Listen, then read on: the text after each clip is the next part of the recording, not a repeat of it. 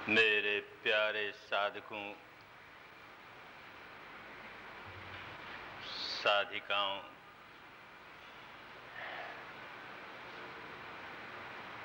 आज के लगभग 2600 वर्ष पूर्व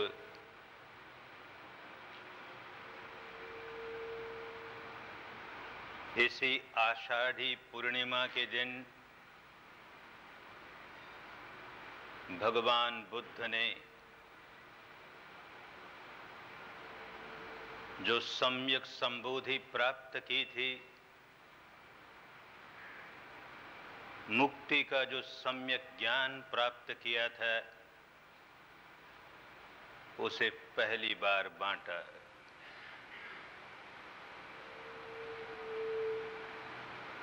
और तब से आज का ये दिन गुरु पूर्णिमा के रूप में माना जाने लगा। मुक्ति के उस महान गुरु ने पहल लोगों को मुक्ति का मार्ग दिखाया, तो इस दिवस का बहुत महत्व हो गया।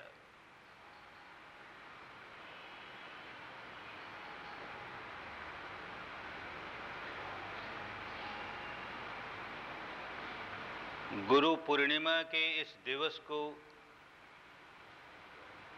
बहुत महत्वपूर्ण मानते हुए हम इसे केवल कर्म कांडों में ही पूरा कर दें अथवा वाणी विलास, श्रुति विलास, बुद्धि विलास में ही इसका उपयोग करके रह जाएं, तो इसके महत्व को ठीक से आंका नहीं, इसका जो लाभ उठाना चाहिए वो लाभ उठा नहीं पाए।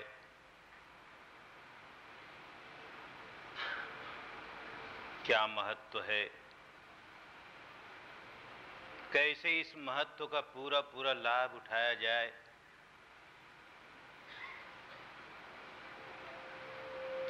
धर्म सिखाने वाले का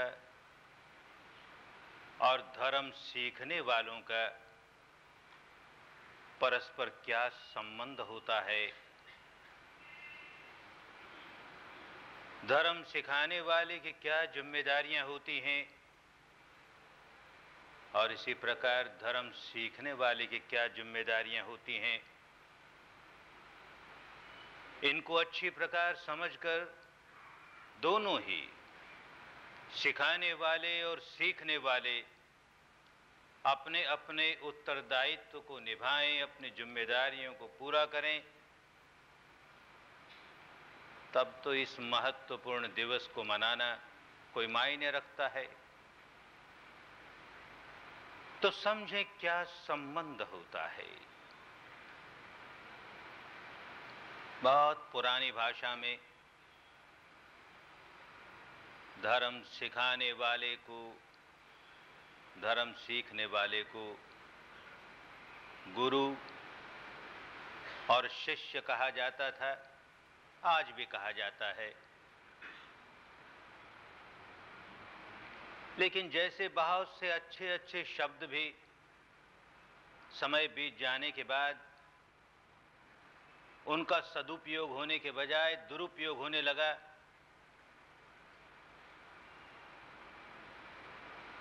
तो किसी समझदार आदमी ने इन शब्दों का प्रयोग बंद किया।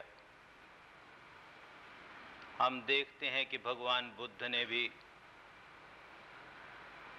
गुरु शब्द का प्रयोग नहीं किया। धर्म सिखाने वाले को कहा कल्याण मित्र है, मित्र है तुम्हारा, और मित्र वो है जो तुम्हारे कल्याण में साथी है, जो तुम्हारे मंगल में साथी है, जिसके साथ रहने से तुम्हारा कल्याण हो सके, तुम्हारा मंगल हो सके, तो ही कल्याण मित्र है। मित्र वही है, सच्ची मैत्री वही है जिससे हमारा मंगल सध जाए, जिससे हमारा कल्याण सध जाए। कोई व्यक्ति ऐसे स्वभाव वाला हो कि वो प्राणियों की हत्या करता है, ऐसा उसका स्वभाव हो गया, प्राणियों की हत्या करता है, और हमें कोई ऐसा मित्र मिल जाए जो इस स्वभाव को तुड़वा दे, बदल दे, प्राणियों की हत्या करने वाले स्वभाव से हमारी मुक्ति करा दे, उसमें हमारा सहायक हो जाए, तो कल्याण मित्र ही हुआ हमारा। हमें कल्याण के रास्ते पर डाल दिया उसने। ऐसे ही चोरी करने की आदत हो गई, डाका डालने की आदत हो गई, जो वस्तु अपनी नहीं है किसी दूसरे की है, उसे हथियाने की, उसे ठगने की, उसे अपनाने की आदत हो गई। और कोई हमें इस आदत के बाहर निकालने में सहायक हो जाए तो हमारे कल्याण में ही सहायक हुआ ना, ऐसा व्यक्ति हमारा कल्याण मित्र हुआ। व्यभिचार की आदत हो जाए और कोई व्यक्ति हमें व्यभिचार से बाहर निकलने में सहायक हो जाए तो हमारे कल्याण में ही सहायक हुआ ना, तो कल्याण मित्र ही हुआ। झूठ बोलने की आदत हो जाए, कड़वी बात बोलने की आदत हो जाए, परनिंदा की बात करने की आदत हो जाए, चुगली की बात करने की आदत हो जाए, निकम्मी गप लगाने वाली बात करने की आदत हो जाए, और कोई हमें इन आदतों में से निकालने में सहायक हो जाए तो हमारा कल्याण ही हो जाए। ऐसा व्यक्ति हमारे लिए कल्याण मित्र ही है। नशे पते की आदत हो जाए, जुए की आदत हो जाए, और कोई हमें उस आदत से बाहर निकालने में सहायक हो जाए तो हमारा कल्याण ही हुआ ना, ऐसा व्यक्ति हमारा कल्याण मित्र है। जो व्यक्ति हमें शील में, सदाचार में प्रतिष्ठित होने में हमारी मदद करता है, हमारी सहायता करता है, वो हमारा सच्चा मित्र है। इसी माने में कल्याण मित्र कहा गया।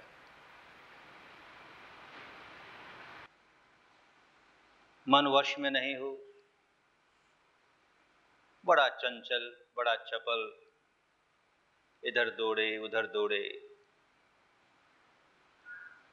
और कोई हमारे मन को वश में करने के लिए हमें कोई विद्या सिखा दे, मन को वश में करने के काम में हमारा सहायक हो जाए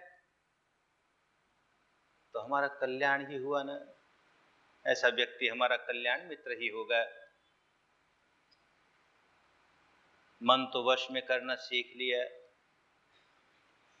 लेकिन उसमें गहराइयों से जो विकार भरे पड़े हैं, न जाने कितने जन्मों की ग्रंथियां भरी पड़ी हैं, राग की ग्रंथियां, द्वेष की ग्रंथियां, मोह की ग्रंथियां, न जाने कितने कितने भव संस्कारों की ग्रंथियां जो आगे न जाने कितने भव लाएगी, और दुख ही दुख, दुख ही दुख, जब तक भव चक्र चलेगा दुख ही दुख, दुख ही दुख।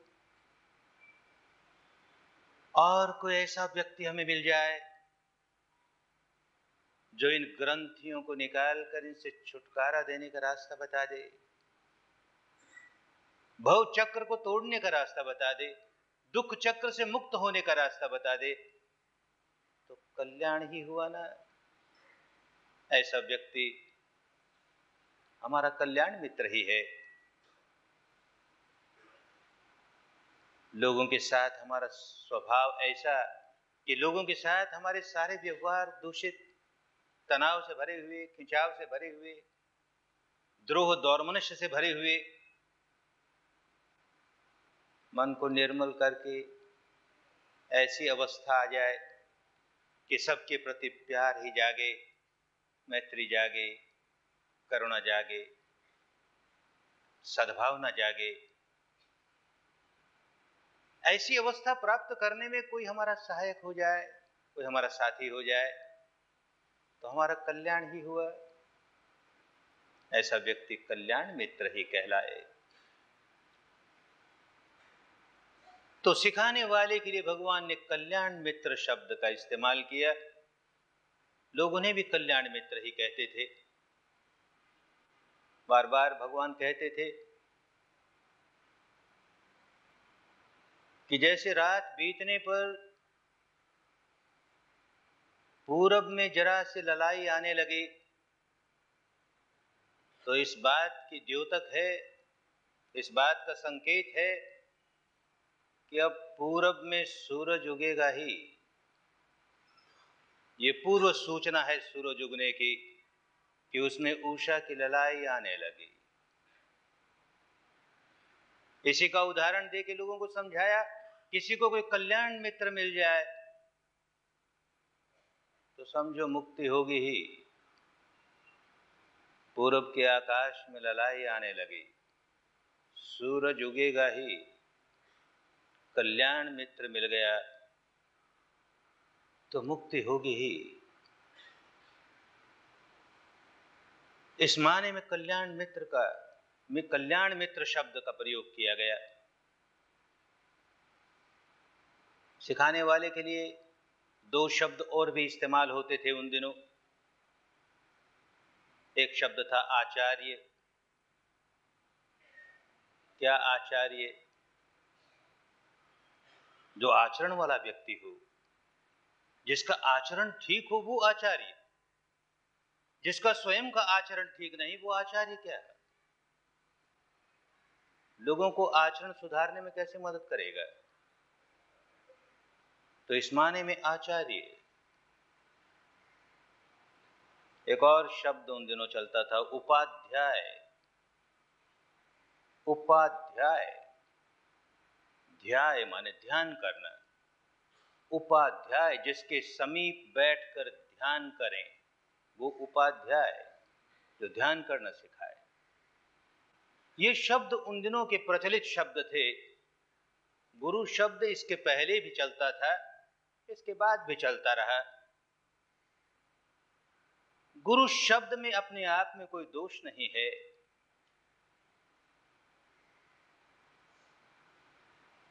गुरु कहते हैं महान को, गुरु कहते हैं भारी को,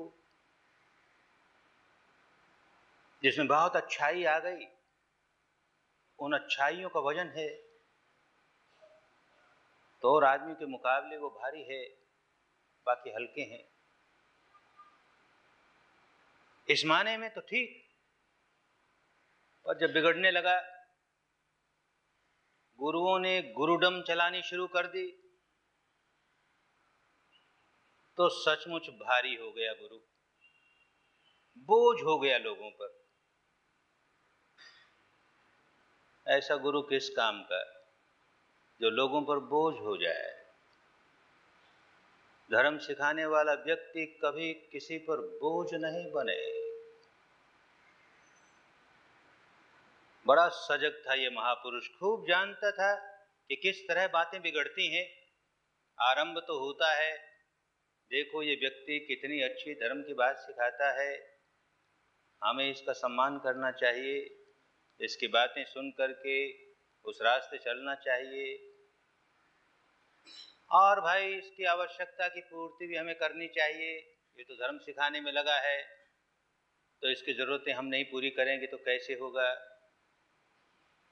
बस इतनी सी बात, और बिगड़ते बिगड़ते बिगड़ते ऐसे बिगड़ गई कि जो गुरु के पद पर बैठा वो भी आशा करने लगा,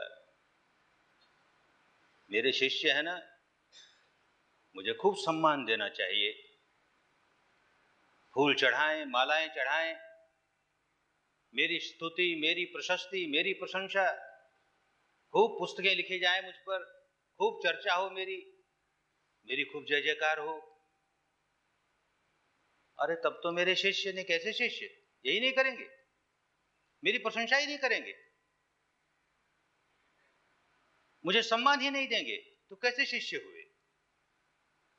उसने अपना अधिकार समझा, बोझ बन गया, भारी हो गया, काम का नहीं, निकम्मा गुरु। जरूरतें पूरी होनी चाहिए। को सन्यासी है, भिक्षु है, धर्म सिखाता है तो उस पर प्रतिबंध है। क्या जरूरत तुम्हारी? 2 जोड़े चीवर, 1 वक्त का भोजन, वो भी साथ नहीं रखे, मिला सो खाया, बात खत्म। और वो भी गोचरी करके। जैसे गाय चरने निकलती है तो एक ही स्थान का सारा घास नहीं खा जाती, यहां थोड़ा सा खा लिया फिर आगे चले गई, यहां थोड़ा सा खा लिया फिर आगे चले गई, यहां थोड़ा सा खा लिया, इसी को गोचरी कहा। भ्रमरी करे, भंवर एक फूल पर बैठता है, जरा सा रस ले लेता है, दूसरे फूल पर बैठता है, जरा सा रस ले लेता है। मधुमक्खी एक फूल से जरा सा पराग लेती है, दूसरे से जरा सा लेती है, यूं करते करते एक बूंद मधु तैयार कर लेती है। फूल को पता ही नहीं लगा कि उसमें से जरा सा मधु ले लिया गया। ठीक इसी प्रकार जो सन्यासी है, जो भिक्षु है, वो अपने शिष्यों पर भार न बन जाए, गुरु न बन जाए, कहीं बोझ न बन जाए कहीं। तो गांव या नगर में निकलेंगे तो एक घर के सामने खड़े हैं, सिर नीचा किए खड़े हैं, मांगेंगे नहीं। भगवान के रास्ते पर चलने वाला व्यक्ति, भिक्षु हो, सन्यासी हो, कभी नहीं कहेगा भिक्षाम देहि, मुझे भिक्षा दो, ऐसा कभी नहीं कहेगा। बोझ बन गया। उसका काम सिर नीचा करके घर के सामने खड़ा हुआ, पात्र तो हाथ में है ही, अब घर वाला समझे, वो देना चाहे दे, न देना चाहे न दे। और बस 1 मिनट या 2 मिनट सिर नीचा करके खड़ा हुआ, कुछ नहीं बोला और मुस्कुराते हुए आगे चला गया। मिनट भर 2 मिनट खड़ा हुआ, नजर नीचे ही है, आगे चला गया। मैं जिस देश में जन्मा, जिस देश में पला, सुबह सुबह भिक्षुओं की कतार निकलती भिक्षाटन के लिए, सब की नजर नीचे, नपे तुले कदमों से चल रहे हैं, मौन है, कोई बोलता नहीं, हल्ला गुल्ला कुछ नहीं, बस घर के सामने खड़े हुए मनी मन मंगल मैत्री दी और आगे बढ़ गए। किसी ने भिक्षा नहीं दी तो मंगल मैत्री, किसी ने पात्र में थोड़ी सी भिक्षा डाल दी तो मंगल मैत्री। अकेला भिक्षु है तो जहां उसने देखा कि मेरे खाने भर का पर्याप्त हो गया, वापस कहीं स्थान पर जाकर के भोजन कर लेगा, अपने भोजन की मात्रा से अधिक भिक्षा नहीं लेगा। समूह में है तो पीछे बिहार में कोई बीमार है, कोई बूढ़ा है जो नहीं आ सका, तो अच्छा उसके लिए भी कुछ ले जाएंगे। लेकिन भक्त मतन्यु, भक्त की भात की मात्रा जानता है, इतना ही, मेरे लिए भी इतना ही, जो रह गया पीछे बीमार है उसके लिए भी इतना ही, उससे अधिक नहीं। बोझ बन जाएगा ना तो गुरु हो गया ना, भार हो गया शिष्यों पर।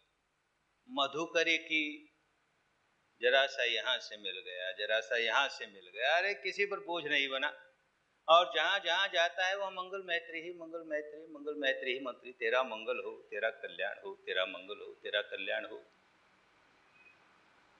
ऐसा व्यक्ति भिक्षु है तो आचार्य बनने लायक है, उपाध्याय बनने लायक है, क्योंकि वो अपनी जरूरतें कम से कम रखता है और कम से कम जरूरत भी किसी एक शिष्य के सिर पर नहीं पड़ने देता। बांट करके मधुकर की तरह, भंवरे की तरह, थोड़ा सा यहां, थोड़ा सा वहां, थोड़ा सा वहां, लोगों को बोझ नहीं लगे। पेट तो भरना है ना, जीवन जीना है, इसलिए बोझ नहीं बने। मांगे नहीं कभी। एक किसी प्रसंग में भगवान ने कहा कि लोगों को अपने से दूर भगाना हो तो एक ही रास्ता है भाई, मांगना शुरू कर दो। लाओ रे, अब ये लाओ रे, हमारी ये जरूरत है रे, भागना शुरू कर देंगे लोग, नजदीक नहीं आएंगे। तो जिसको धर्म सिखाना है उसको सीखने वालों को दूर थोड़ी भगाना है। उनके कल्याण के लिए धर्म सिखा रहा है ना, तो आए, ज्यादा से ज्यादा लोग आए। आए तो लेने के लिए आए, धर्म लेने आए हैं। ये दान दे रहा है, वो दान ले रहे हैं। देने वाला देकर ही खुश होगा। अगर देने के साथ लेना जुड़ गया तो बनिया हो गया, फिर तो व्यवसायी हो गया। अरे तुझे इतना धर्म सिखाया, इतना उत्तम धर्म सिखाया, मुक्ति का मार्ग सिखा दिया, भव भव से छुटकारे का मार्ग सिखा दिया, हमें क्या दिया तुमने? कुछ नहीं दिया। जाओ, कुछ नहीं लाभ होगा तुम्हें। तो सचमुच गुरु हो गया, बहुत बड़ा गुरु हो गया, भार हो गया, गले का पत्थर हो गया, डुबो ही देगा। ऐसा व्यक्ति कैसे तैरेगा? उसके गले में इतना बड़ा पत्थर पड़ गया गुरु का, उस बोझ के मारे डूब जाएगा। बहुत सजग थे, जानते थे धीरे धीरे जाकर के धर्म अपना शुद्ध रूप खो देगा, और शुद्ध रूप खोने का पहला लक्षण ये होगा कि सिखाने वाला गुरु बन जाएगा। उसे तो मंगल मैत्री देनी है। अरे जरूरत तो पूरी हो ही जाएगी, मंगल मैत्री देनी है। एक प्रसंग, भगवान बुद्ध के कोई 400 वर्ष के बाद एक प्रसंग ऐसा, एक भिक्षु नगर में जाए भिक्षा के लिए, और वही नियम, सिर नीचा, औक्षित चक्षु, चक्षु नीचे हैं, धीमे धीमे कदमों से चल रहा है, और तुण ही भाव, बोलना नहीं, मौन है। मंगल मैत्री भी मन ही मन देनी। किसी एक घर के सामने, जैसे वो घर रास्ते में पड़ेगा तो किसी घर को छोड़ेगा नहीं, सबको मंगल मैत्री देनी है ना। खड़ा हो, 1 मिनट खड़ा हो, घर वाले देखे ही नहीं उसकी ओर, मन ही मन तेरा मंगल हो, तेरा कल्याण हो, और आगे बढ़ जाए। 10 बरस हो गए, रोज भिक्षा के लिए निकलता है। अरे जिस घर से भिक्षा नहीं मिलती, लोगों में जरा सी श्रद्धा नहीं, कोई आंख खोल के देखता भी नहीं, आंख उठा के देखता भी नहीं हमारी ओर, छोड़ो इस घर को, काहे इस घर के सामने 1 मिनट खड़े हो। तो भिक्षु नहीं है, मधुकरी नहीं कर रहा, उसको तो हर घर को ये मौका देना है कि तू भी पुण्य का लाभ ले, नहीं लेता है तो भी तेरा मंगल हो, तेरा मंगल हो। और आगे निकल जाता है। 10 वर्ष बीतने पर एक अवस्था, एक दिन ऐसी घटना घटी कि उस घर के सामने से गुजरता है, घर की मालकिन उसे नजर उठा के देखती है, कहती है बाबा चले जा। जैसे आजकल कहते हैं भिखारियों को, बाबा माफ करो, तो कहती है माफ करो, चले जा। तो हमेशा होठों पर मुस्कान ही रहा करती थी, मंगल मैत्री देता था। आज तो बहुत मुस्कान आई, बहुत मुस्कान आई, और मुंह से बड़े धीमे से निकल भी गया, तेरा मंगल हो। वो घर वाली देखी, गृहिणी ने देखा कि 10 बरस हो गए इस आदमी की और हम देखते नहीं कभी, आज हमने देख करके भी कहा चले जाओ यहां से, इस पर मुस्कुरा के कहता है मंगल हो। क्या बात हुई?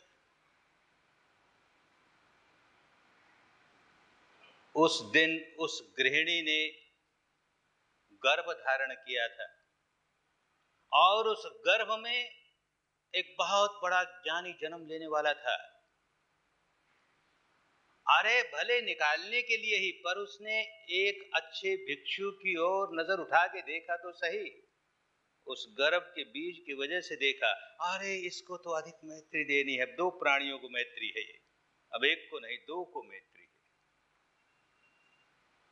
देना है ना उसे, तो लेना नहीं ना।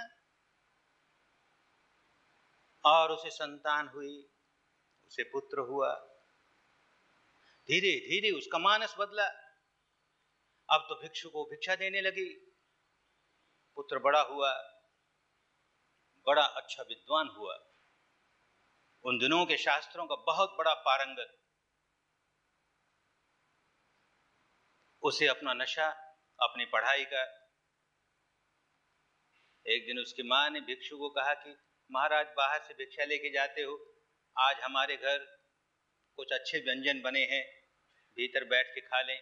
अच्छी बात, आ गया, भीतर बैठा है, भोजन कर रहा है। और वो लड़का बाहर से आता है, तो जिस परंपरा में वो जन्मा, जिस परंपरा में वो पला, वो तो बिल्कुल विपरीत परंपरा। किस भिक्षु को घर में ले आए, क्यों डांटता है? तेरा मंगल हो, तेरा कल्याण हो। और भिक्षु चला जाता है। बोझ नहीं है ना, मैत्री ही मैत्री है, करुणा ही करुणा है। इस बालक में, इस युवक में बहुत बड़े पुण्य का बीज है। कोई अंतराय आया हुआ है, हम तो मैत्री ही देंगे ना। वही बालक, वही युवक आगे जाकर के इसी भिक्षु के पास धर्म सीखता है, साधना सीखता है, इसी की तरह अनंत अवस्था प्राप्त कर लेता है, नागसेन के नाम से प्रसिद्ध होता है। भारत में जिसे आज पंजाब कहते हैं, सिंध कहते हैं, नॉर्थ वेस्ट फ्रंटियर कहते हैं, जिसे आज पाकिस्तान कहते हैं, उस सारे प्रदेश पर किसी एक यवन राजा का राज्य था, मिनांदर नाम का। अपनी भाषा में उसे मिलिंद कहते थे। ये नागसेन उस मिलिंद राजा से मिलता है, उसके प्रश्नों का समाधान करता है, और जो प्रश्न उस व्यक्ति ने उठाए, उन प्रश्नों का जितना माकूल, जितना अच्छा, जितना ठीक जवाब दिया, वो आगे की पीढ़ियों के लिए बहुत अच्छा मार्गदर्शक बना। कहां से मंगल मैत्री आरंभ हुई? उसके जन्म के 10 वर्ष पहले से। और भिक्षा नहीं मिलती है, कोई देखता नहीं उसकी ओर आंख उठा करके भी। और ये भिक्षु, तेरा मंगल हो, तेरा मंगल हो, तेरा मंगल हो, तो सही माने में धर्मवान व्यक्ति है। लक्ष्य ये होता है कि इस घर में मेरा बड़ा सम्मान हो, इस घर से मुझे बहुत कुछ प्राप्त हो जाए, तो इसे खूब आशीर्वाद दूं, तब तो सचमुच इस घर का मंगल हो, इस परिवार का मंगल हो, अन्यथा क्यों हो? तो फिर गुरु ही हो जाता, भार ही हो जाता। भार नहीं बने, सबका मंगल हो, सबका कल्याण हो। तो ये भिक्षुओं के लिए, सन्यासियों के लिए परिवार नहीं है, उनके पत्नी नहीं, बच्चे नहीं, भाई नहीं, बंधु नहीं, तो केवल अपनी जरूरत कितनी है उसकी भी मात्रा जानता है। भत्तमतन्यु, भात की इतनी मात्रा, बस, इससे अधिक नहीं। अपने को मच्छरों से, मक्खियों से, शीत से शरीर को बचाने के लिए चीवर, बस, ये भिक्षा पात्र, बस, इतनी सी आवश्यकताएं, इससे अधिक नहीं। कुछ संग्रह करके रखेगा नहीं, तो भिक्षु है, सही माने में भिक्षु है। ऐसा व्यक्ति सिखा सकेगा। गृहस्थ जो सिखाया करते थे, उनकी परंपरा का बहुत विवरण हमारे पास नहीं, लेकिन सिखाया करते थे। जो परंपरा चली आई ब्रह्मदेश में, उससे ये बात स्पष्ट हुई, अगर गृहस्थ धर्म सिखाता है तो वह अपने बीवी बच्चों के लिए, अपने परिवार के भरण पोषण के लिए किसी से कुछ न ले ले। जिस समय कहीं शिविर चल रहा हो और वहां सिखा रहा हो, तो जैसे सब भोजन करते हैं ये भी भोजन करेगा, जैसे सब रहते हैं वैसे ये भी रहेगा। लेकिन अपने परिवार के भरण पोषण के लिए लेना शुरू कर दिया तो फिर गुरु हो गया, बोझ बन गया। अरे क्या अंत आएगा? एक भिक्षु का तो नियम है इतना ही रखेगा, अरे गृहस्थ पर तो कोई नियम नहीं, ये भी हमारी जरूरत है, अरे ये भी तो जरूरत है। आखिर घर में रहते हैं तो घर में एक रेडियो तो होना ही चाहिए, एक टेलीविजन तो होना ही चाहिए, एयर कंडीशन। अरे कहां अंत आएगा? गृहस्थ है ना, लेना नहीं, बात ही खत्म, लेना नहीं। तो सही माने में आचार्य है, सही माने में उपाध्याय है, उसके पास बैठ करके ध्यान सीखने में कोई खतरा नहीं, अन्यथा खतरा हो जाएगा। तो ये शब्द इस्तेमाल हुए उन दिनों, कल्याण मित्र, आचार्य, उपाध्याय, और उनकी जिम्मेदारियां थी कि भूले भटके लोगों को कैसे सही रास्ते पर ले जाएं, किस लिए ले जाएं। इस आषाढ़ी पूर्णिमा को 5 व्यक्तियों को धर्म सिखाया और 7 दिन होते होते उनके साथ ध्यान करते करते ये 5 व्यक्ति अरहंत हो गए। और फिर आसपास के बनारस नगर के कुछ लोग आने लगे। एक बहुत बड़े धनवान सेठ का लड़का, बड़ा व्याकुल, बड़ा बेचैन, कहीं शांति नहीं मिलती। अरे धन से ही शांति मिल जाती तब तो ये दुनिया के जितने धनवान हैं वो तो बड़े शांति वाले होते, बड़े दुखियारे। तो ये भी बड़ा दुखियारा आया भगवान के पास, उन्हें धर्म सिखाया, बड़ी शांति मिली। उसके मित्रों ने सुना कि हमारा मित्र यश, अरे इतना व्याकुल रहा करता था, इतना डिप्रेस्ड रहता था, इतना एजिटेटेड, इतना व्याकुल, क्या हुआ? अब तो बड़ा शांत हुआ क्या? तो और उसके 4 मित्र आ गए तो 5 हुए, और उसके 50 मित्र आ गए तो 55 हुए, और सभी इस रास्ते चलते चलते अरहंत हुए। 4 महीना होते होते तो 60 अरहंत हो गए। अब फैलना चाहिए धर्म, लोगों को ये कल्याणकारी विद्या मिलनी चाहिए। तो इन 60 को कहते हैं, जाओ भाई, शरथ भिक्खवे चारिकं, जाओ अब चारिका करो, धर्म चारिका करो। एक किसी रास्ते पर एक साथ 2 मत जाओ, अकेला जाओ, ताकि अधिक से अधिक लोगों को धर्म का लाभ मिले। भिन्न भिन्न रास्तों पर एक एक व्यक्ति निकल जाओ। क्या करो? शरथ भिक्खवे चारिकं बहुजन हिताय बहुजन सुखाय। क्यों चारिका कर रहे हो? अधिक से अधिक लोगों को कैसे सुख प्राप्त हो, सही माने में सुख प्राप्त हो, अधिक से अधिक लोगों का सही माने में हित हो। एक व्यक्ति सबका हित नहीं कर सकता, सबका मंगल नहीं कर सकता। अपनी शक्ति के अनुसार, अपनी योग्यता के अनुसार अधिक से अधिक लोगों का, जितनों का कर सको। बहुजन हिताय बहुजन सुखाय। तो ये आदर्श दिया सिखाने वाले को, ये उद्देश्य दिया, ये लक्ष्य दिया। किस लिए धर्म सिखाना है? अधिक से अधिक लोगों का भला हो। अगर ये लक्ष्य हुआ कि मेरा भला हो, मैं गुरु बन जाऊं, लोग मुझे नमस्कार करने लगे, मेरा बड़ा लाभ हो, मेरा बड़ा सत्कार हो, तो धर्म सिखाने लायक नहीं। अपने लिए कुछ नहीं, अरे तेरे लिए क्या होगा? ऊंची से ऊंची अवस्था प्राप्त हो गई, मुक्त हो गया, ऐसा व्यक्ति अपने लिए क्या चाहेगा? और धर्म दे के बदले में क्या चाहेगा? बदले में चाह रहा है, धर्म नहीं दे रहा। अपनी दुकान खोली है उसने, व्यवसाय किया है धर्म के नाम पर, कुछ नहीं चाहेगा। बहुजन हिताय बहुजन सुखाय लोकानुकंपाय। सारे लोगों पर बड़ी अनुकंपा करके, बड़ी करुणा के साथ, अरे दुखियारे हैं बेचारे, जो धनहीन है वो तो दुखियारे हैं ही, अरे जो धनवान है कम दुखियारे नहीं, बहुत दुखियारे, गरीब हैं, धनवान हैं, पढ़े लिखे हैं, अनपढ़ हैं, बच्चे हैं, बूढ़े हैं, पुरुष हैं, नारी हैं, अरे सारे के सारे तो दुखियारे हैं। कितने दुखियारे हैं, इन पर करुणा जागे, इनका दुख कैसे दूर हो।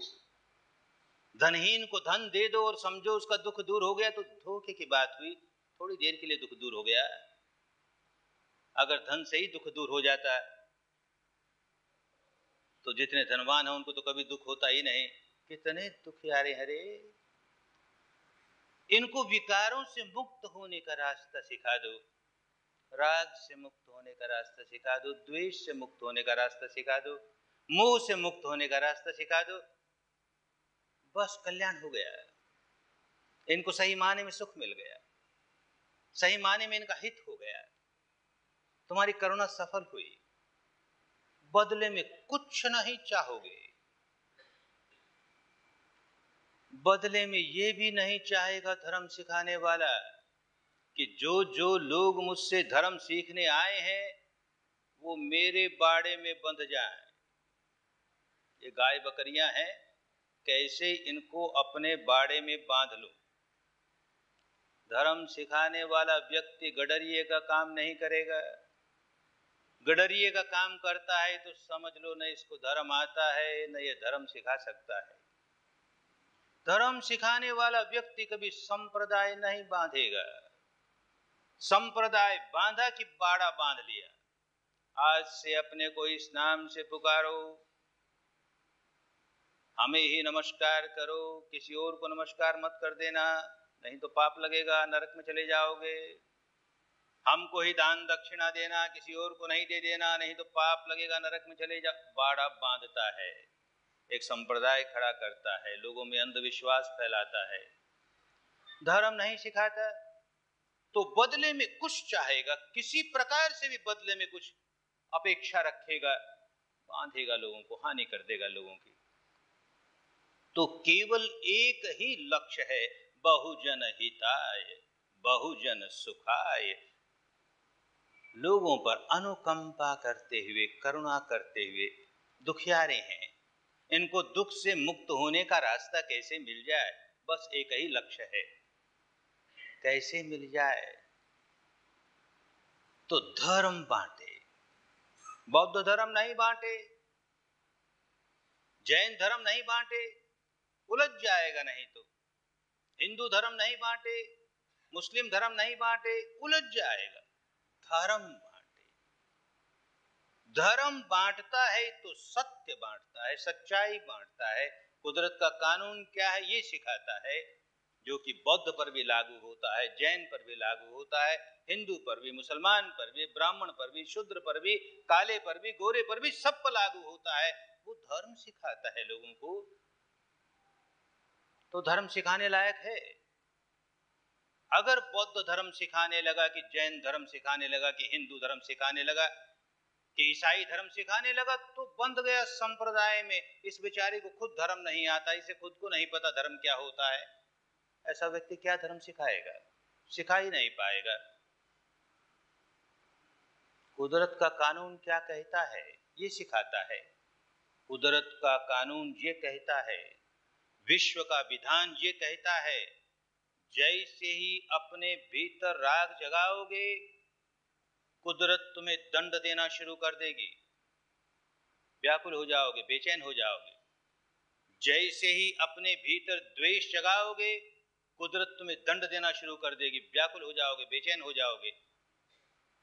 और कुदरत इस बात का पक्षपात नहीं करेगी, धर्म इस बात का पक्षपात नहीं करेगा कि राग जगाने वाला व्यक्ति, द्वेष जगाने वाला व्यक्ति अपने को बौद्ध कहता है, कि जैन कहता है, कि हिंदू कहता है, कि मुसलमान कहता है, ये अपने को भारतीय कहता है, कि बर्मी कहता है, कि अमेरिकन कहता है, कि ब्राह्मण कहता है, कि शूद्र कहता है।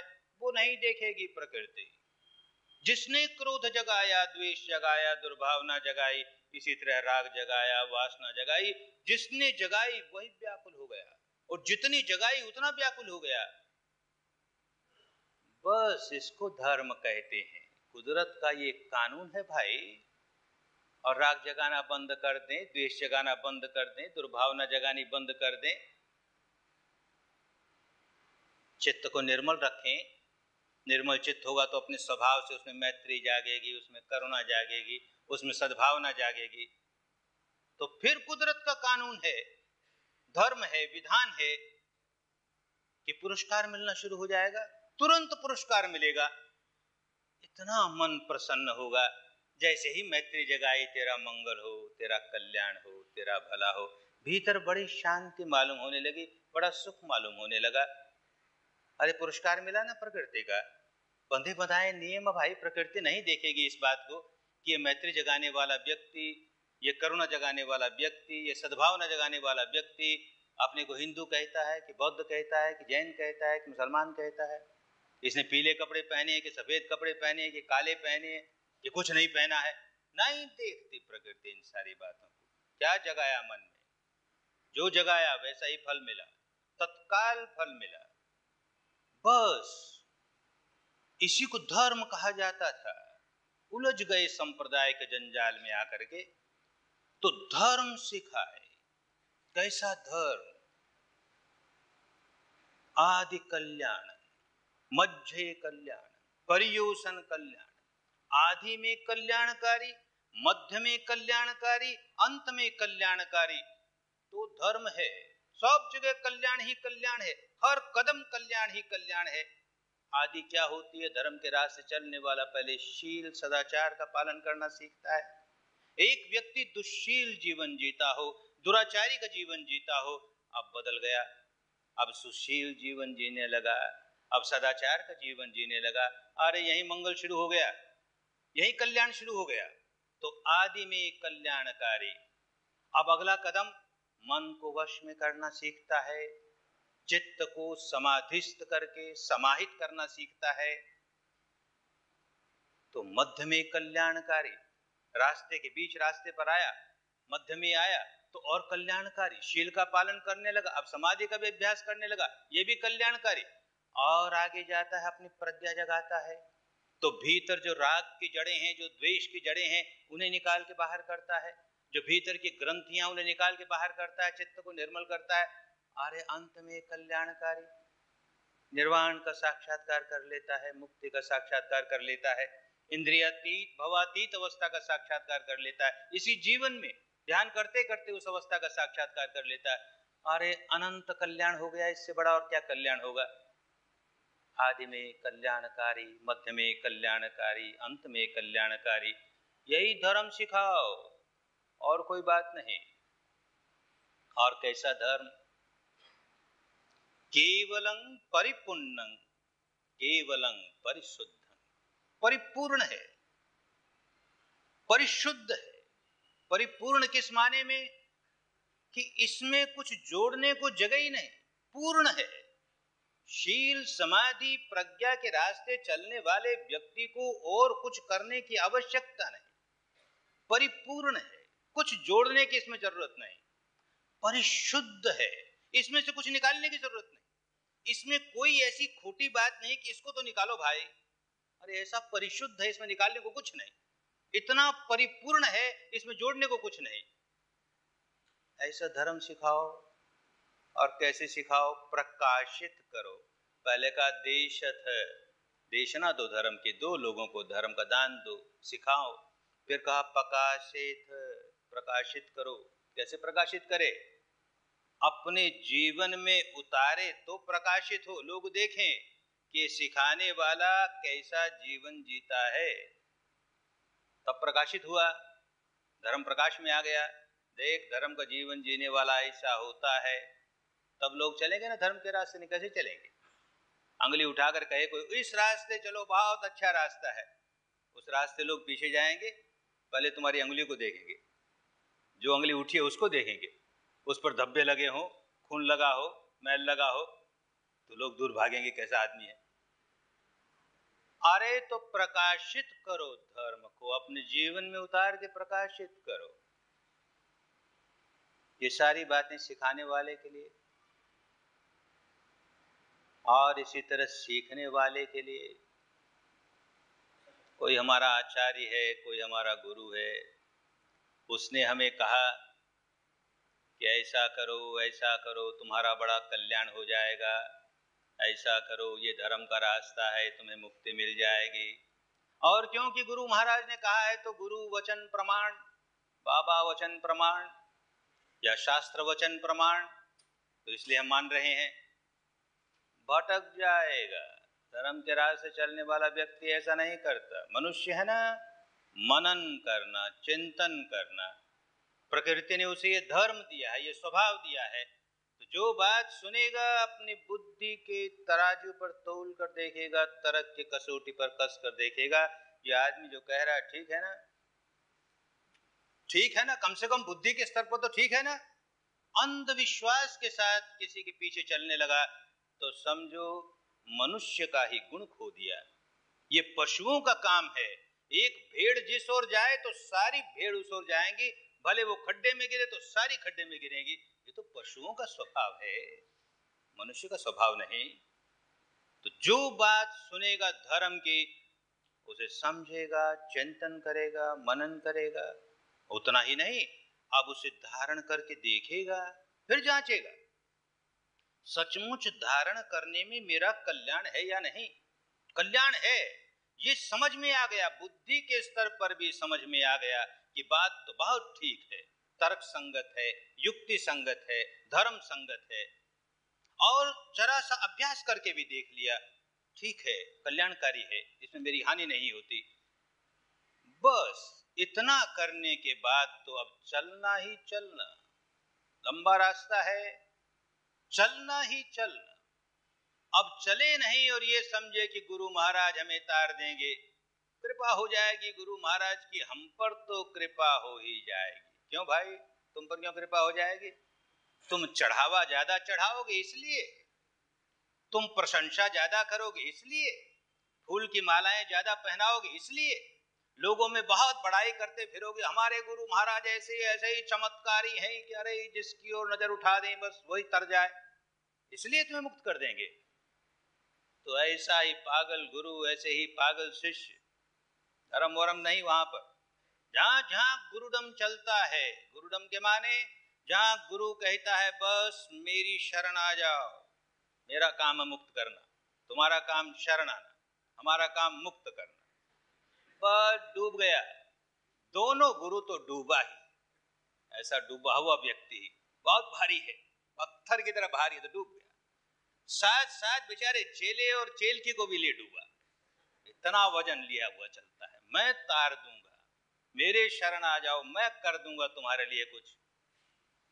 धर्म नहीं है, सिखाने वाले को बार बार ये बात कहनी पड़ेगी, और कहनी चाहिए, शास्त्रों में लिखी इसलिए कहनी पड़ेगी नहीं, वो खूब समझता है। मैं नहीं तार सकता भाई, मैं तो केवल रास्ता बता सकता हूं, काम तुम्हें करना पड़ेगा, तुम्हें ही किच्चंगा तपंग, तपना तुम्हें पड़ेगा, काम तुम्हें करना पड़ेगा। अखा तारो तथागत, कोई तथागत होगा रास्ता बता देगा, केवल बस रास्ता बता देगा, केवल चलना तुम्हें पड़ेगा। तो समझो गुरु भी सतगुरु है, सत्य की बात कहता है, बोझ वाला गुरु नहीं है, और रास्ते चलने वाला भी अच्छा शिष्य हो गया, क्योंकि अब वो अपने कल्याण के रास्ते चलने लगा। चलना है। गुरु किसी तरह से अपने साधकों को, साधिकाओं को मिथ्या विश्वासों में नहीं बांधे।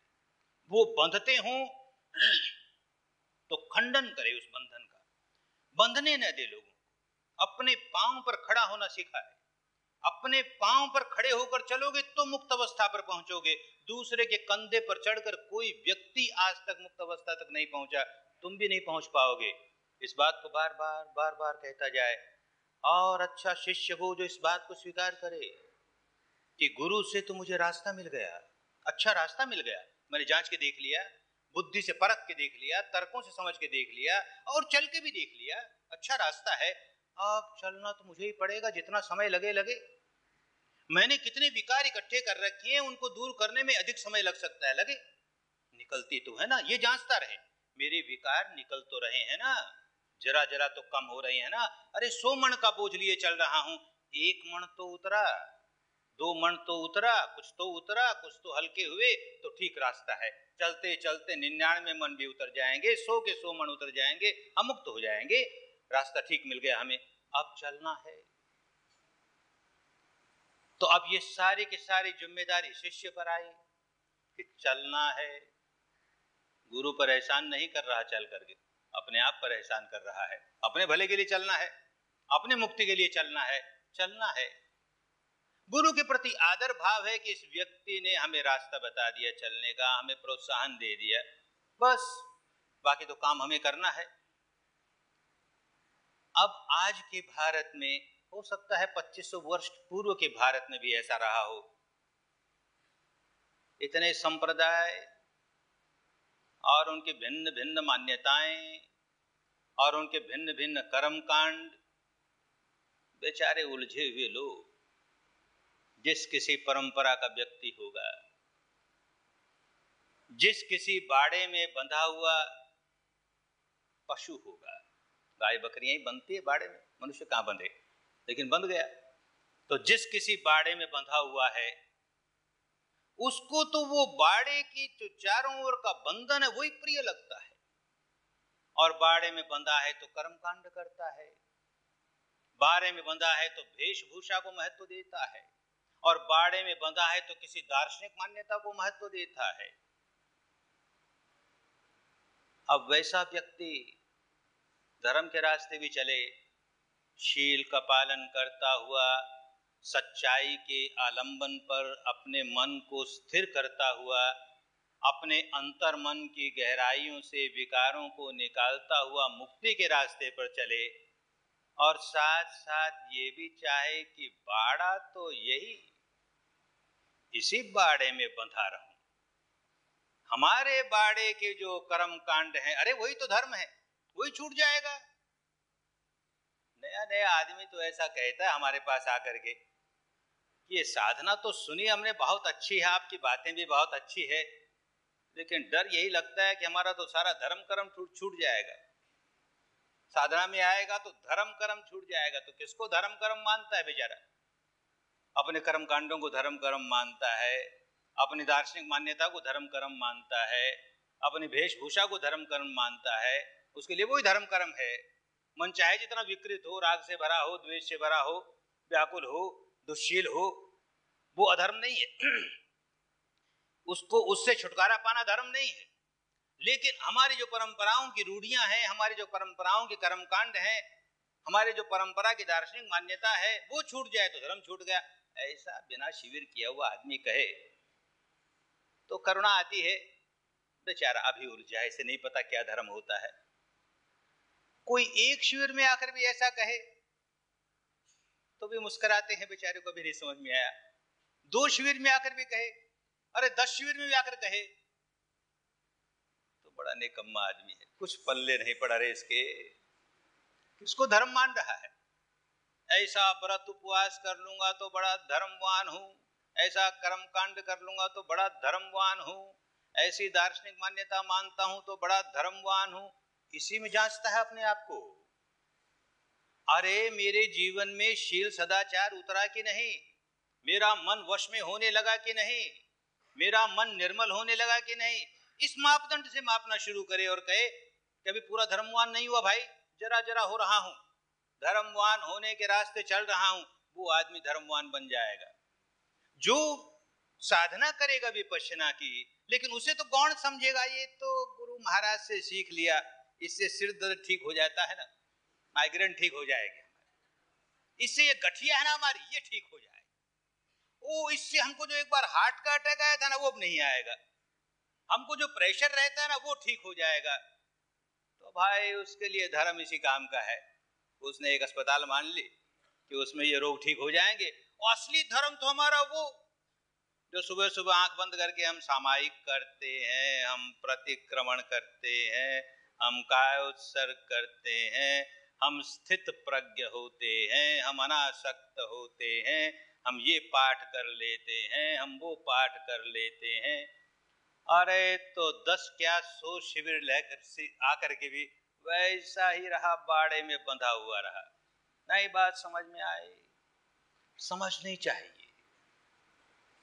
जिस किसी काम से हमारा सदाचार पुष्ट नहीं होता, जिस किसी काम से हमारा चित्त किसी सत्य आलंबन पर एकाग्र नहीं होता, जिस किसी काम से हमारे मन के विकार गहराइयों से नहीं निकलते, समझ लेना चाहिए वो धर्म नहीं है। कोई उसको चाहे जैसा धर्म कहे, वो धर्म नहीं है। सामायिक बहुत बड़ा धर्म है। किसको सामायिक कहते हैं? चित्त समता में स्थापित हो जाए और अंतर्मन की गहराइयों में जाके समता में स्थापित हो जाए। जांच के देखें कि ये जो मैंने 48 मिनट का कर्म कांड किया, इसमें मेरा चित्त गहराइयों तक गया। पहली बात तो ये देखें, गया गहराइयों तक। और दूसरी बात ये देखें कि उन गहराइयों में जाकर के उसने राग और द्वेष पैदा करने का जो स्वभाव था, उससे मुक्ति पाई? जरा जरा से भी मुक्ति पाई? नहीं पाई। तो धोखा है ना। कायोत्सर्ग कर रहा हूं, कायोत्सर्ग कर। जांचिए अपने आप को कि कायोत्सर्ग के नाम पर मैंने जो कुछ किया, क्या सचमुच काया का उत्सर्ग किया? क्या अब सचमुच काया के प्रति मैं मेरे का भाव नहीं आता? काया के प्रति जरा सा भी ममत्व तो नहीं है? क्या ऐसी स्थिति आने लगी? तब तो कायोत्सर्ग ठीक है। नहीं आने लगी तो कायोत्सर्ग धोखा हो गया ना। प्रतिक्रमण किया, प्रतिक्रमण किया। अरे क्या प्रतिक्रमण किया? चित्त मेरा अतिक्रमण किए जा रहा है।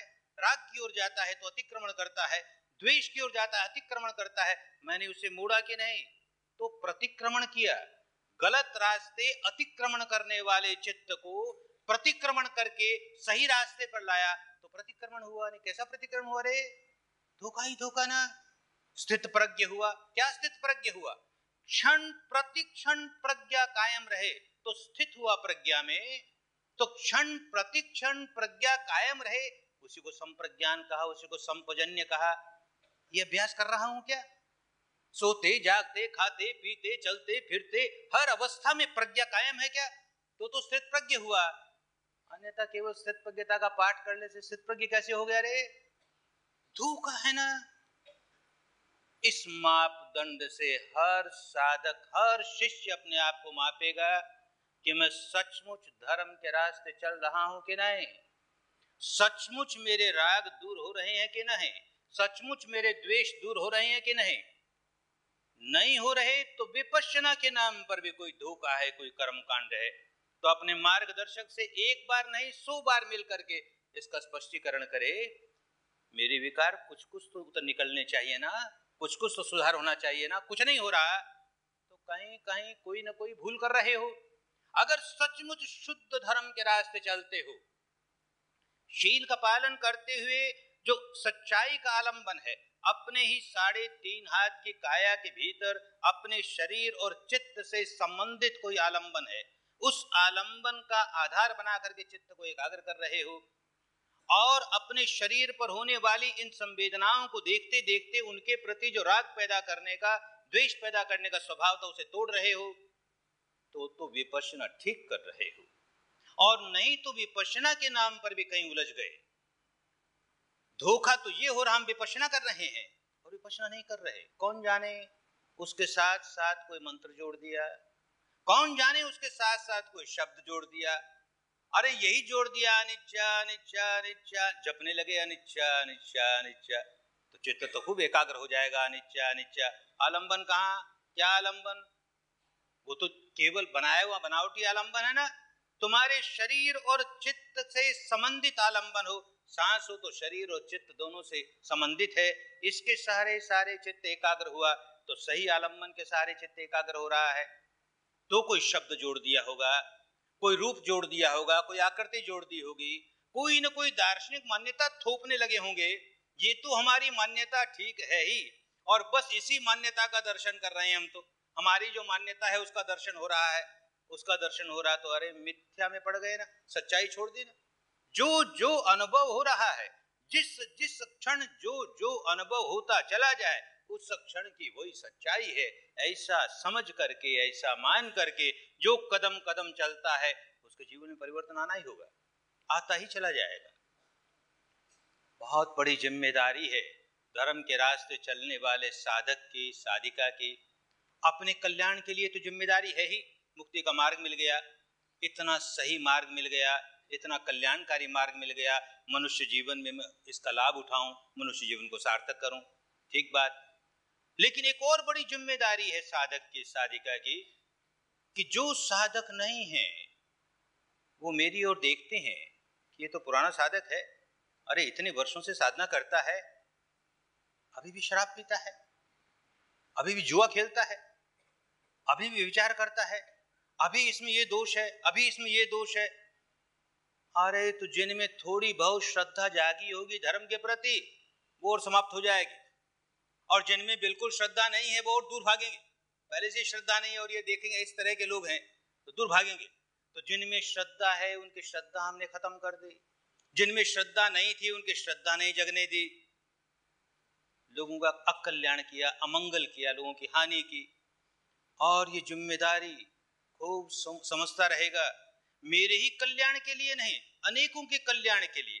धर्म आत्महित और सर्वहित, आत्ममंगल और सर्वमंगल, आत्मोदय और सर्वोदय, इसके लिए धर्म होता है। तो मेरा हर कदम, मेरा हर काम इस तरह का हो कि जिन लोगों में धर्म के प्रति जरा सी भी श्रद्धा नहीं है उनमें श्रद्धा जागनी शुरू हो जाए, जिन लोगों में धर्म के प्रति श्रद्धा जागी है उनकी श्रद्धा और बलवान होती चली जाए। ये लक्ष्य होना चाहिए हर साधक का, हर साधिका का। तो बस अपना भी मंगल होगा, औरों का भी मंगल होगा। समय आया है सारे संसार के मंगल का, सारे संसार के कल्याण का, सारे संसार के हित सुख का। जो जो लोग इस समय का लाभ उठा करके धर्म के रास्ते चलने लगे हैं वो अपने इस दुगने उत्तरदायित्व को खूब समझें। इस रास्ते चल करके मुझे केवल अपना ही मंगल नहीं साधना है, औरों के मंगल में सहायक बन जाना है। इस रास्ते चल करके मुझे केवल अपनी ही मुक्ति नहीं साधनी है, औरों की मुक्ति में भी सहायक हो जाना है। मेरा भी मंगल हो, औरों का भी मंगल हो, मेरा भी कल्याण हो, औरों का भी कल्याण हो, मेरा भी हित सुख सधे, औरों का भी हित सुख सधे। अधिक से अधिक लोग धर्म के रास्ते चलें, मुझे पाने के लिए नहीं, मेरे लाभ के लिए नहीं, मेरे सत्कार के लिए नहीं, अधिक से अधिक लोग धर्म के रास्ते चलें और अपना कल्याण साध लें, अपना मंगल साध लें, अपनी स्वस्थ मुक्ति साध लें।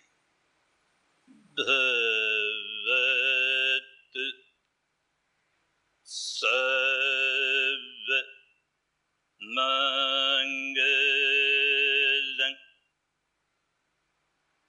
भवतु सर्व मंगलं भवतु।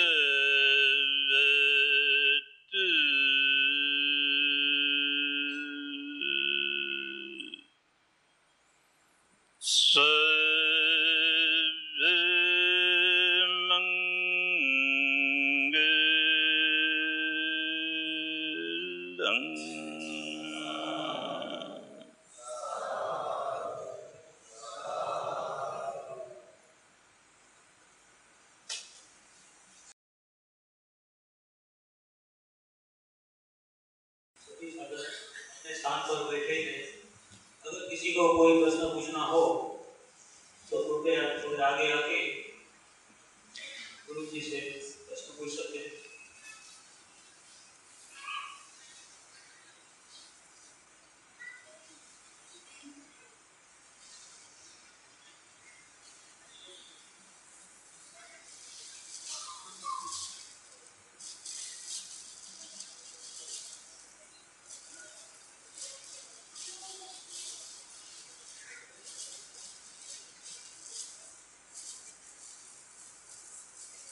कोई प्रश्न नहीं?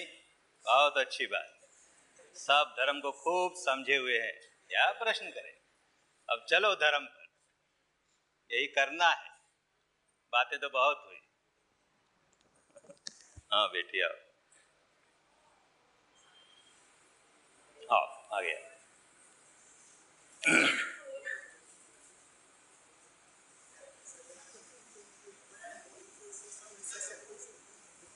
अंदर चक्कर जैसा मालूम होता है, ऐसे गोल गोल जैसे घूमता हो कुछ। हाँ हाँ हाँ, वो जो धुएं का आकार दिखने लगे, उसका रंग दिखने लगे, वो अपने काम का नहीं, लेकिन उसके साथ साथ कोई अनुभूति होने लगे, उसके साथ साथ जैसे कोई तरंगे हैं, उठती हैं, नष्ट होती हैं, उन तरंगों को महत्व दो, क्योंकि वो तरंगें तो संवेदना है, फील होती हैं, अनुभव होता है, और बाकी तो दृश्य है, धुएं का सा दृश्य है कि ऐसा दृश्य है, उससे कुछ बनेगा नहीं। बोले होता रहे, उसको इग्नोर करो, जो संवेदना हो रही है उसको महत्व दो, और बार बार वो धुएं का सा ऐसा ही उठने लगे और संवेदना नहीं मालूम होने दे तो सांस पर आ जाओ, बस सांस का काम किए जाओ। बोले नहीं, वो तो नहीं हुई, कोई अर्जा नहीं, सांस का काम किए जाओ, अपने आप जो विकार उठा था धीरे धीरे निकल जाएगा, उसके बाद कर पाओगे।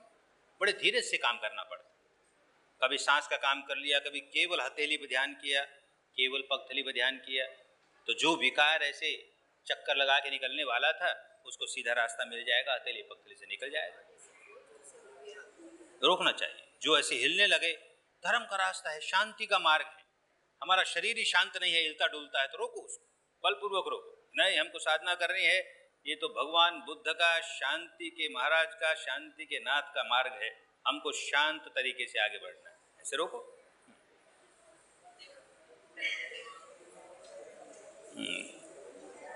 सुखी हो, ठीक है।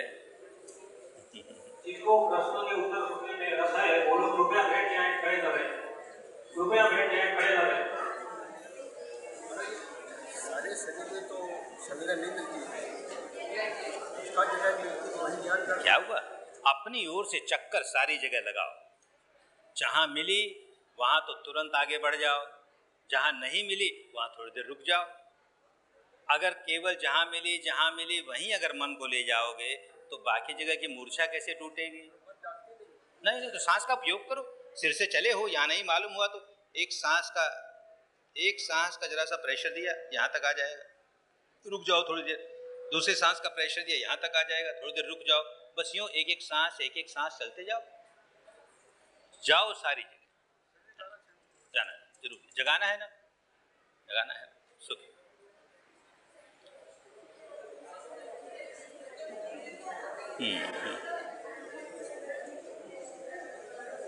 हाँ बेटे,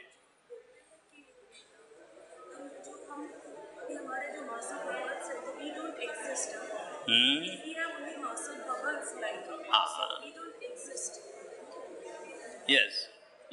My question is that since we are only a mass of bubbles, we don't exist. Like I don't exist, so you also don't exist. Quite true, but that is the ultimate reality.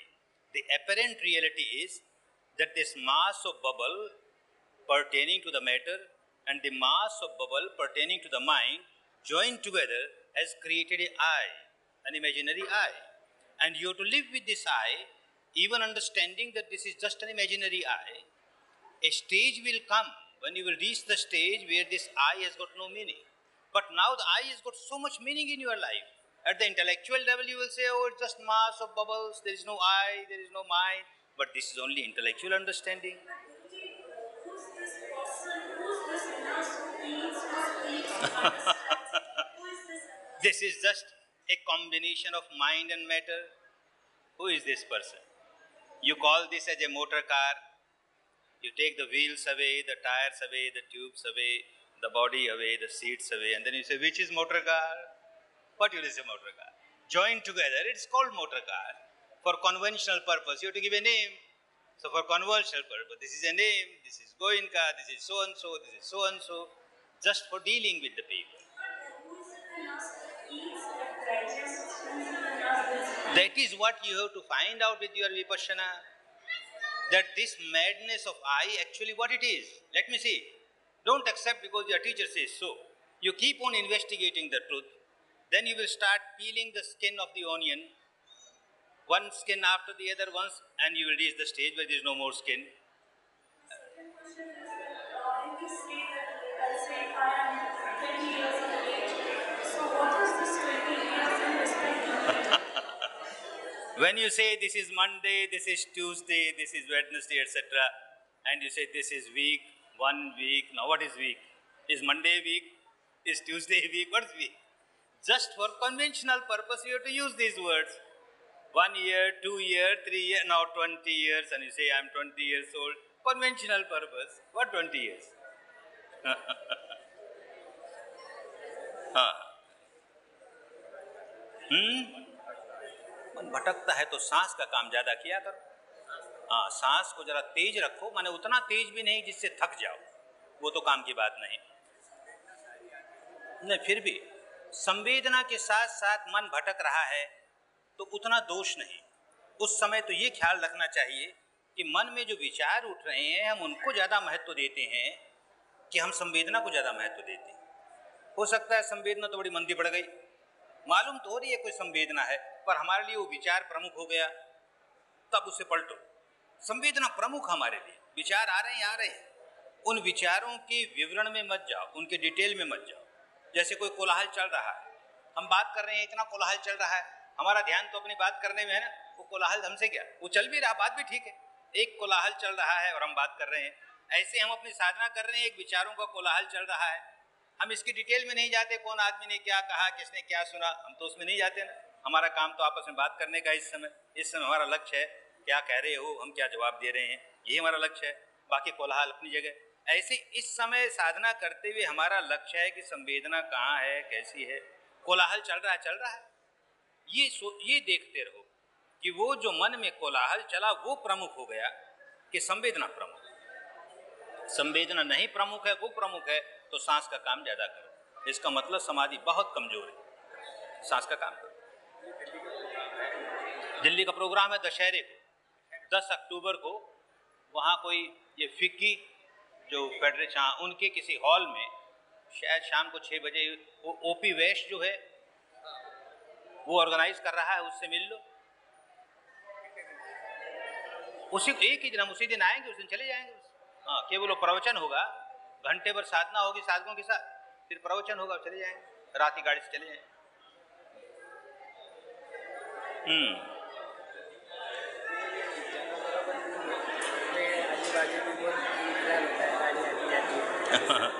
धीरे धीरे आदत पड़ जाएगी कि आजू बाजू में चाहे जितना हल्ला हो, गाड़ी आए जाए, फिर भी हम ध्यान कर लेंगे, ये आदत पड़ जाएगी.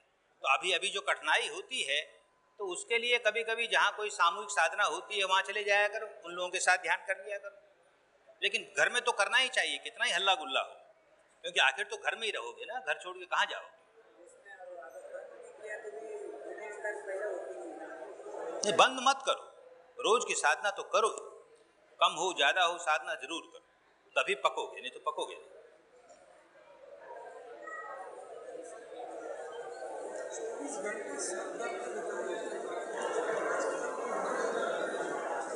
कोई शरीर का रोग हो तो किसी डॉक्टर को दिखाना चाहिए.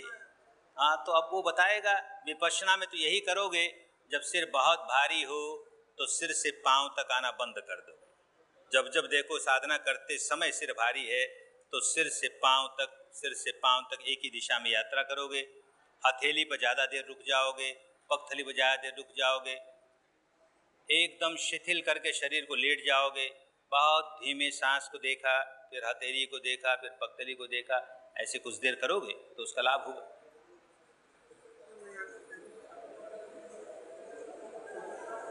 एक शिविर में अभी तक आए ही नहीं. अरे बाबा, तब क्या बताएं तुम्हें, आओ पहले शिविर में आओ.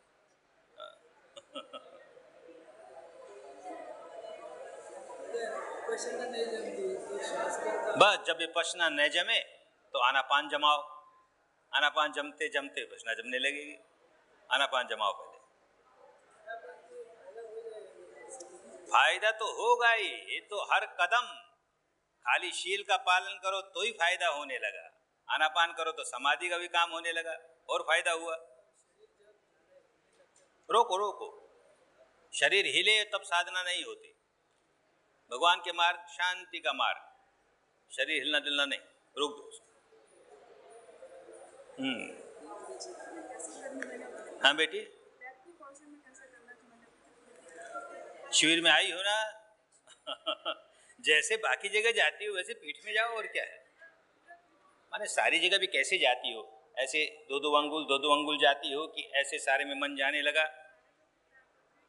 पीठ में अभी 2-2 अंगुल जाओ, थोड़ी दूर में गई, फिर थोड़ी दूर में गई, कुछ नहीं मिलता तो बड़ी सी दूर में, मान लो कि पूरी पीठ में देखो कहाँ कोई संवेदना मिली कि नहीं।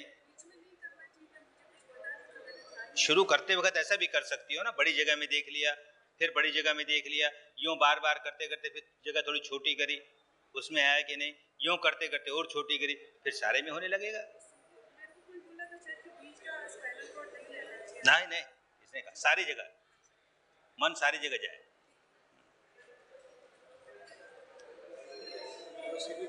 अच्छा,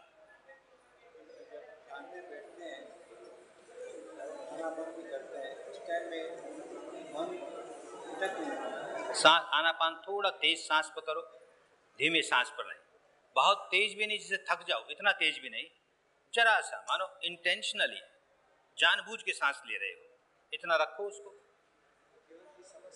वो आएंगे जितना कुछ मन में कूड़ा करकट इकट्ठा कर रखा है, और ताजा ताजा कूड़ा करकट है तो वो तो सामने आएगा ही, आए वो आता जाए, हम सांस को जान रहे हैं, कुछ नुकसान नहीं होगा। सांस को भूल जाए और खाली उसी में लोट पलोट लगाते रहें, तब वो समय खराब हो गया। तो खराब हुआ तो खराब हुआ, अपनी ओर से कोशिश करते जाओ, इसीलिए सांस को जरा सा तेज करो, उससे लाभ। हाँ बेटे, मुझे हमारा 22 साल का लड़का है ना, तो उसको शरीर पर होता है ना, मतलब तो उसे घबरा के दवा खाता हो, खाना ज़्यादा खाता हो, घर में पड़ा रहता है। विपश्यना की है उसने, खाना ही नहीं चाहता, हम बहुत चाहते हैं बेटी क्या करे तो। हमारी नसें में तो। तुमने कितने शिविर किए? हमने तो 2 शिविर 2 किए। काफी फायदा है। हाँ, तो तुम अब जब अपने साधना करो सुबह शाम, तब साधना के बाद उस बच्चे का ध्यान करो और उसको मैत्री दो, तेरा मंगल हो, तेरा कल्याण हो, तुझे धर्म मिले। तो उसको धर्म के रास्ते आने पर जो अंतराय हैं, जो बाधा हैं, वो दूर होती जाएंगी, समय पाकर आ जाएगा। दबाव से कोई नहीं आता, डंडा मार के किसी को धर्म कैसे सिखाएं? प्यार से सिखाएंगे तो मैत्री दिए जाओ, और कोई रास्ता नहीं। क्या किया जाए, जब तक और इस रास्ते पर जब तक नहीं आएगा, तब तक हम चाहें ये छोड़ दो वो छोड़ दो, कोई सुनने वाला नहीं, होता नहीं। तो किसी तरह से प्यार से समझाकर बुझाकर धीरज से ले आओ, कभी आ जाएगा, उसका भी समय जागेगा तो आ जाएगा, तभी करेंगे। क्या करें, कोई कुछ नहीं कर सकेगा, उसको खुद ही करना पड़ेगा, दूसरा कोई नहीं कर सकेगा। हाँ बेटे, किसके बारे में? हाँ हाँ हाँ, अच्छा ही हुआ ना, धर्म मिल जाए तो सब कुछ दूर हो जाता है, डर वर कैसे रहेगा, निर्भय हो जाएगा। अच्छा हुआ।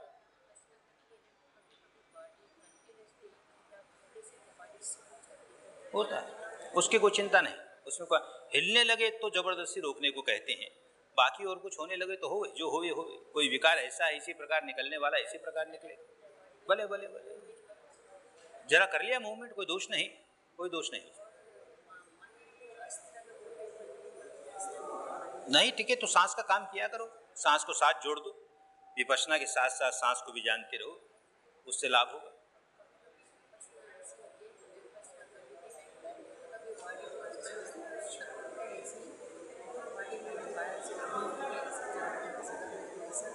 उसका सेंसेशन मालूम होता हो तो ठीक, खाली उसका रूप या आकृति मालूम होता हो तो वो काम का नहीं। क्या घूमने से एक संवेदना होती है वो तो ठीक, और घूमता हुआ कुछ दिखने लगे कि ये घूम रहा है, हाँ तब ठीक है, अच्छा है, अच्छा वो तो अच्छा, वही है विपश्यना, वही है। हाँ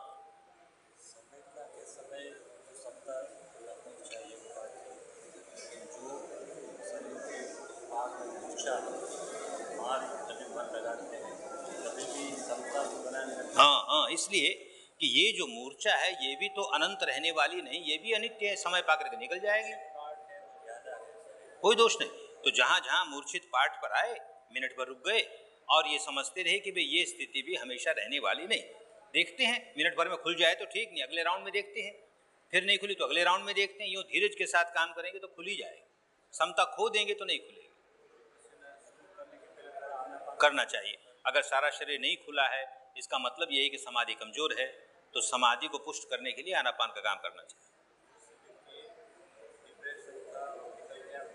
कल्याण तो होगा ही, लेकिन अभी और बहुत कल्याण होना है, मानसिक फायदा होता ही है, ठीक है। तो शुरू हुआ किए जाओगे, आगे बढ़ते जाओगे तो और न जाने कितने विकार भीतर है, इसी जन्म के नहीं जाने कितने जन्मों के निकलने शुरू हो जाएंगे, सब निकलेंगे। अच्छा ही है, लाभ होता ही, अच्छा हो, ठीक रास्ता मिल गया, अब चलते जाओ उस रास्ते।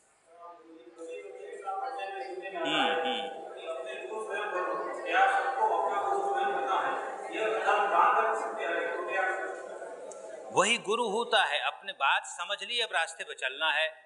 अब हमेशा गुरु की अंगुली पकड़ के क्यों चलेंगे, किसी को डंडा बनाकर क्यों चलेंगे, खुद अपने पांव पर खड़े हो गए और चलने लगे।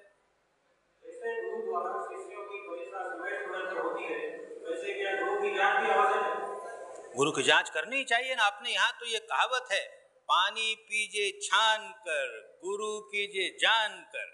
बिना जाने किसी को गुरु नहीं बना लेना, खूब जांचना, ये आदमी धोखा तो नहीं दे रहा कहीं, तब ऐसे घर किसी को गुरु नहीं बना लेना कभी।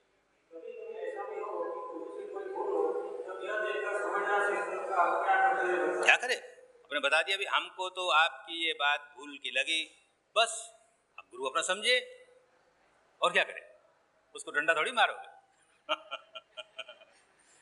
हाँ बेटी, हाँ बेटी, हाँ हाँ,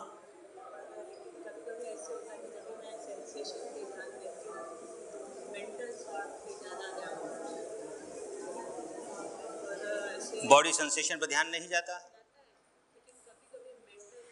खाली मेंटल थॉट ही ना, वो अपने काम का नहीं। मेंटल थॉट को भी जानो, उसमें दोष नहीं, पर अगर संवेदना छोड़ दी तब हमने केवल कॉन्शियस लेवल वाले माइंड को सुधारने का काम किया, हमने डीप अनकॉन्शियस को भुला दिया। हमारा जो डीप अनकॉन्शियस लेवल का माइंड है वो हमेशा बॉडी सेंसेशन के साथ रहता है। तो हम वहाँ तक पहुँचे कि नहीं पहुँचे, इसका मापदंड यही है कि हम संवेदना को देखने लगे कि नहीं। तो संवेदना को भूलना नहीं चाहिए, वो भी हो, कोई दोष नहीं, उसके साथ साथ संवेदना है कि नहीं। हम संवेदना को जान रहे हैं, अब हमारा कभी भूत में कभी भविष्य में जाता है, पुरानी आदत है, हम उसको इम्पोर्टेंस नहीं देते, हम तो संवेदना को इम्पोर्टेंस देते हैं। तो आगे बढ़ते चले जाओ।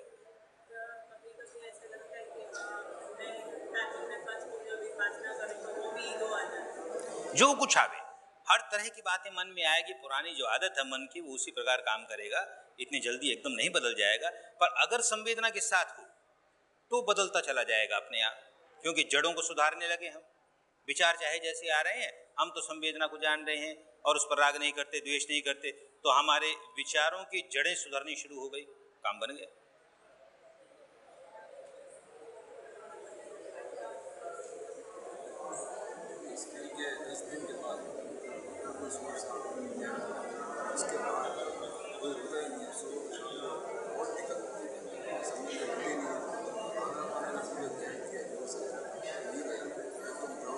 कभी एक दो दिन के लिए छुट्टियां जब हो, वीकेंड्स में इगतपुरी चले आओ। कहाँ के रहने वाले हो? बम्बई के? हाँ, तो चले आओ वहाँ पर, एक दिन दो दिन रहे, फिर बैटरी चार्ज हो जाएगी, फिर काम शुरू हो जाएगा। आ सकते हो, एक दो दिन के लिए भी आ सकते हो। 10 दिन के शिविर में आओ तो और ठीक, नहीं आ सके, हाँ अच्छा, तो भी क्या हुआ, वीकेंड्स में कभी आ गए तो अच्छा ही है, उससे लाभ ही होगा।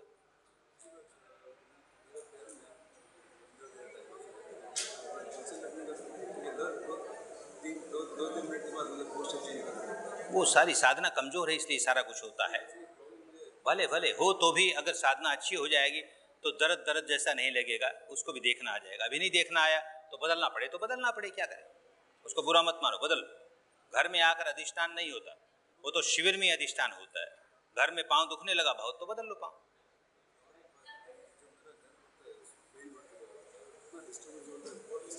क्या किया जाए, जहाँ रहते हो वहीं रहना पड़ेगा, उसको छोड़ के कहाँ भागोगे। वहाँ रहते हुए सीखो, कठिनाई है तो कठिनाई है, आ जाएगा। लोग बहुत हल्ले गुल्ले में रहते हैं, फिर भी बड़ी शांति से ध्यान करते हैं, क्योंकि पक जाते हैं।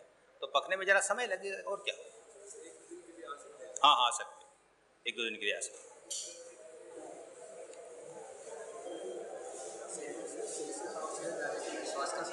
हाँ ले सकते हो, अगर मन बहुत दौड़ता हो, काम ठीक से नहीं होता हो तो भले भले, तब सांस के साथ ही चक्कर लगाओ। हाँ हाँ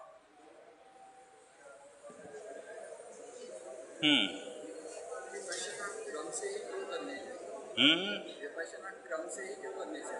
इसलिए कि शरीर का कोई अंग छूट न जाए।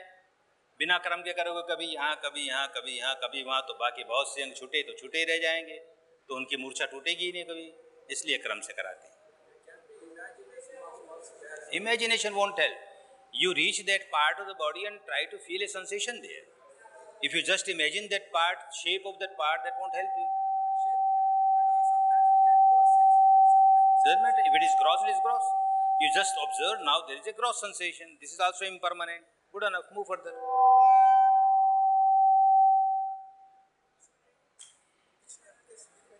अच्छा,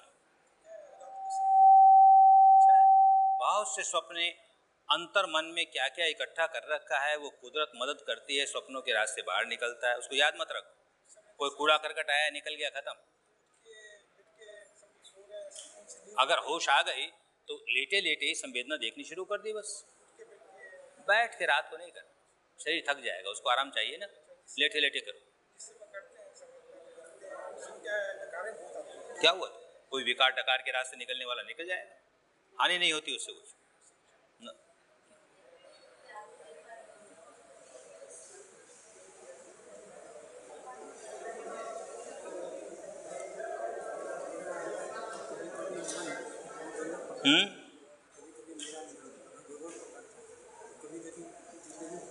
जब जब देखो नहीं पकड़ में आता तो सांस को जरा सा तेज कर दिया करो, उसी से ठीक होगा। जरा सा सांस तेज रखो, हाँ, उससे ठीक हो जाएगा। हाँ बेटे,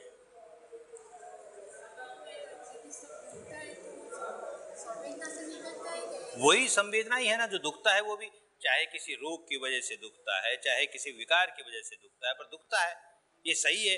उसी को देखे जाओ, देख दुखता है दुखता है दुखता है।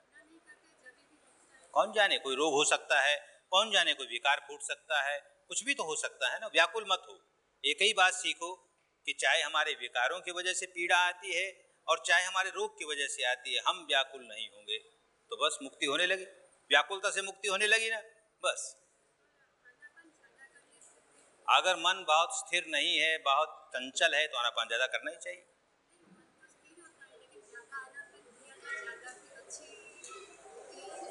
हाँ, जितना भी मन स्थिर है तो उससे और ज्यादा स्थिर हो जाएगा। आनापान मन को स्थिर करता है।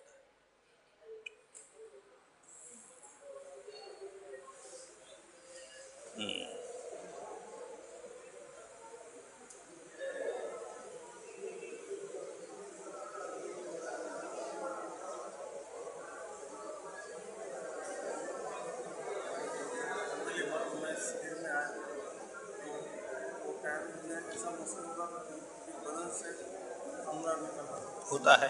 कोई कोई हमारे संस्कार ऐसे हैं, अंगार वाले हैं। जब जब किसी पर क्रोध किया, जब जब किसी पर ईर्ष्या की, तो अंदर अंगार ही जगाया, तो अभी वो अंगार निकलेंगे विपश्यना से। अच्छी बात है, निकल गए, अच्छी बात है। उसको मांगो भी क्यों कि जल्दी आए, फिर अंगार आए, फिर अंगार आए, ऐसा क्यों मन में करो। आ जाए तब देख लेना, ना आए तो ठीक। आओ,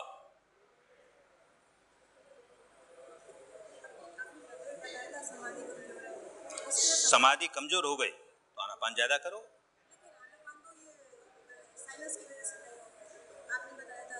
हथेली पगथेली पर देखो, और क्या होगा। कोशिश तो करती रहो। साइनस है तो भी क्योंकि उससे कभी कभी साइनस में भी लाभ हो जाता है आनापान से। कोशिश करती रहो, नहीं तो हथेली पगथेली तो है, वो देखो। हाँ, कहीं भी एक जगह टिकना चाहिए मन, उसी को समाधि कहते हैं। और टिकना चाहिए ऐसी जगह, ऐसी बात पर जो कि शरीर और मन से संबंध रखती है। तो हथेली पगथेली भी शरीर और मन से संबंध रखती है, सांस भी शरीर से संबंध रखता है, इसलिए इस पर रखते हैं। कहीं रखो।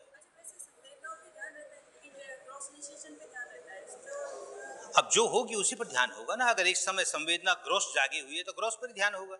ग्रोस पिघल जाएंगे, सटल हो जाएंगे तो सटल पर ध्यान होगा। जिस समय जो जागे उस समय आती रहे। अगर संवेदना साथ साथ जान रही हो तो ख्याल आते आने दो, तब सांस का काम किया करो। सांस नहीं होता है तो भले मुंह से ही सांस ले लो कभी, और हथेली पगथेली पर ध्यान करो।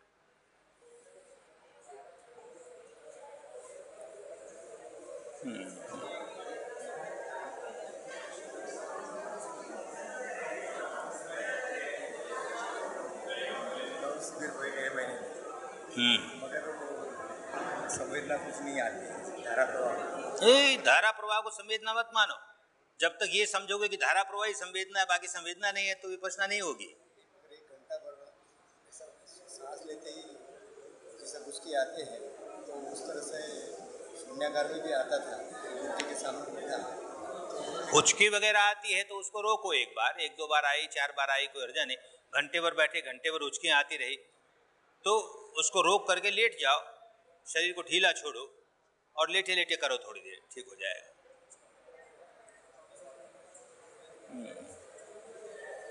हाँ बेटी, आओ आओ। कैसे विवाह का काम ठीक हो गया? और ठीक, बच्चा ठीक है, पढ़ता है कि काम में लगा है? काम में लगा, बड़ा अच्छा, ठीक। सुखी।